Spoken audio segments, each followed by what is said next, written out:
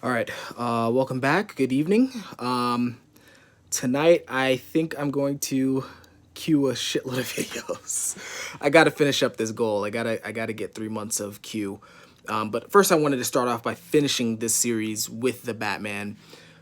Really, really exceptional movie in my opinion. I'm looking forward to watching it again this weekend because I actually didn't finish it. I only watched the first 2 hours, but the 2 hours that I did watch stuck in my brain, live rent free in here. Okay, so I just want to finish up. This is the last video in this mini series, and just talking about the OP components that I really took away from at least the first 2 hours of the film.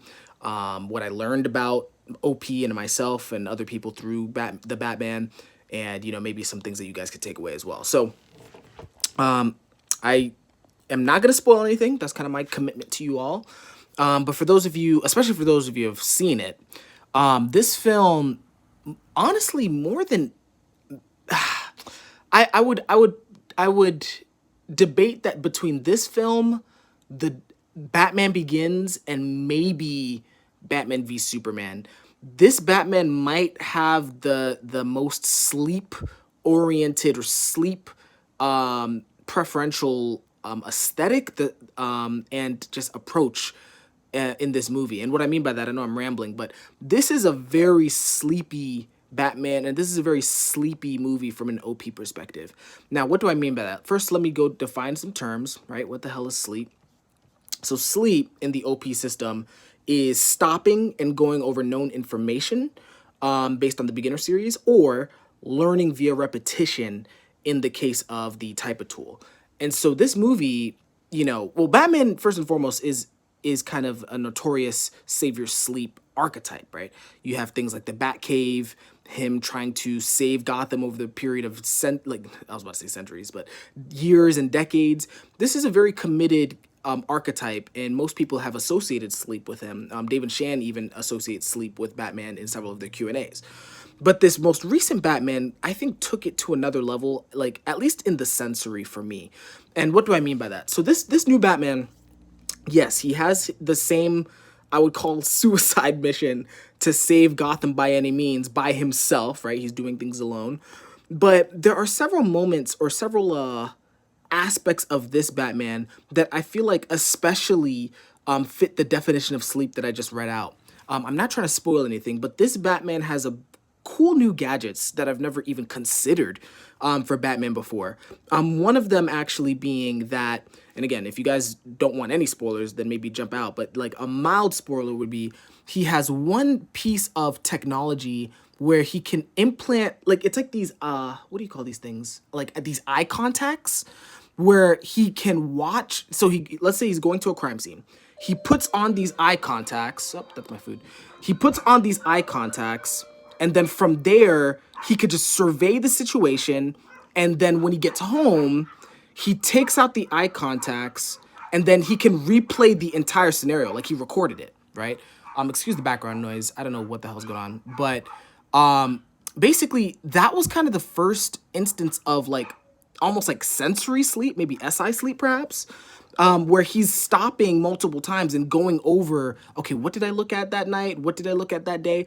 And that was kind of a very ingenious, not only piece of technology for me, but it actually made me realize just how much sleep is important, right? Because the reason Batman did that is because he would miss details his first time through, right? So if he goes to a crime scene, he's distracted by, background noise like me, right? He's distracted by the commissioner, he's distracted by all this tribe drama, right? Especially since he's a decider. There's a video about that.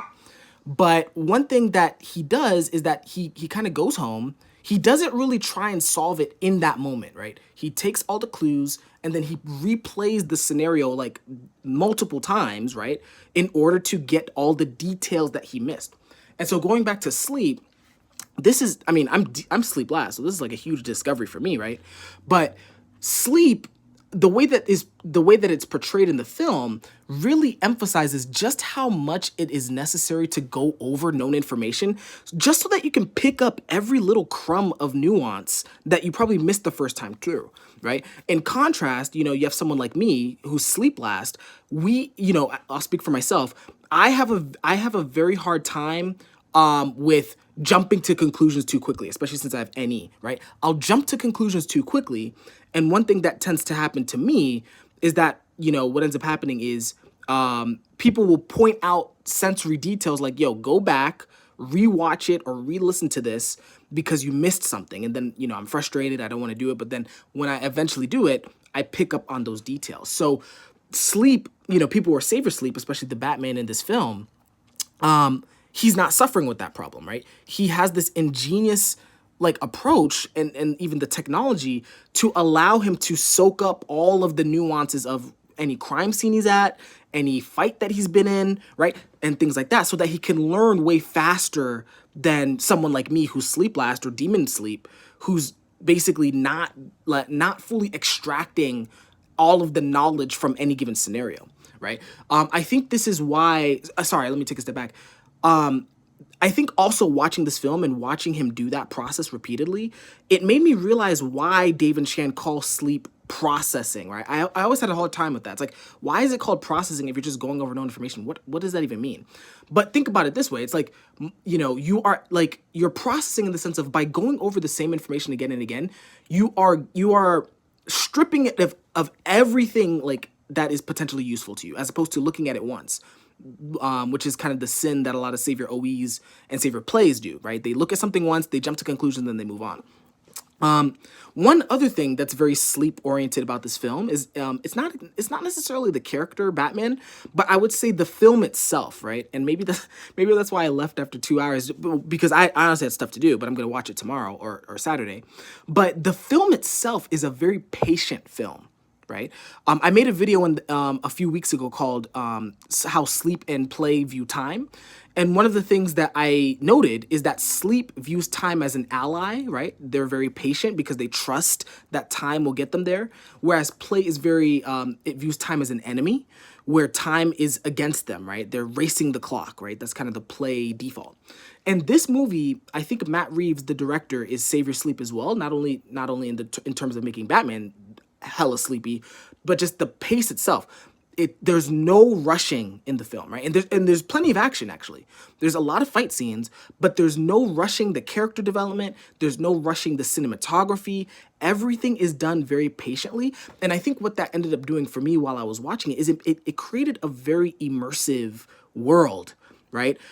Where I was inhabiting the world of Gotham. It felt like a living, breathing world to me, as opposed to an Avengers movie, right? I think the Marvel movies are usually very play oriented, where it's like it's very, yes, it's entertaining, but there's never that sense of immersion in an Avengers film, with the potential exception of the Endgame and Infinity War. I think those were a little bit more slow paced. But, the first Avengers is just like you're jumping from one place to another. You're jumping from character to character. This film does not do that. I think this film emphasizes this stopping, right? It's stopping and going over, like, so I'll give you an example. In the first few scenes, you get introduced to the Riddler, right? He commits a crime.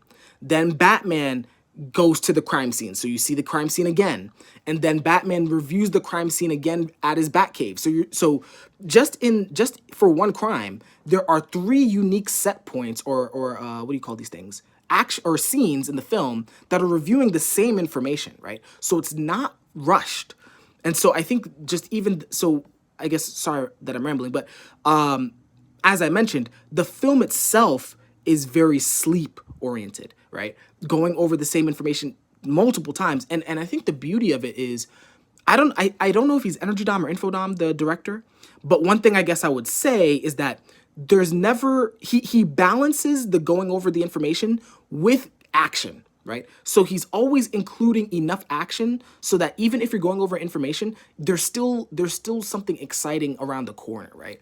Whereas I feel like, and maybe I'm making an argument that he's Energy Dom, because I feel like with the play last, right, there was an example in David Chan's Q&As about Infodom movies called, it was the one with Chadwick Boseman, the police one. I forgot what it's called, but it was very slow in comparison, right? Where it's like everyone is talking things out, everyone's trying to get the perfect info, right? And I don't know if you guys can look it up when you guys have a chance, but that Q&A, that movie looked boring as shit. Whereas this one, it's well paced. It's balancing the play and the sleep. So yeah, I guess I'm making an argument that he's energy dumb. So sorry, I'm NT play. So I figure things out on the spot. So anyway, I feel like this is a very good film for people who want to learn sleep like me, right? I'm sleep last, but I do believe that I can improve my sleep. I have growth mindset, or I'm developing my growth mindset. So for anyone who needs to practice sleep or wants to see what it looks like on a grand scale or on a storytelling scale, this is a great movie. I feel like for people who are save your sleep, I feel like you guys are gonna relate to this character, right? Especially because this, like I said in the previous video, this Batman's kind of an asshole, right? Like if you're not on his program, if you're not doing what he wants, he has no time for you. Like this is a Batman who's very willing to disappear and fight you if you're getting in his way, right? So I feel like some save your sleeps might feel some kindred spirit with this Batman, right? And then for everyone else, I can't recommend this movie highly enough. I feel like I said, it's extremely well paced, and I think the sleep has something to do with that.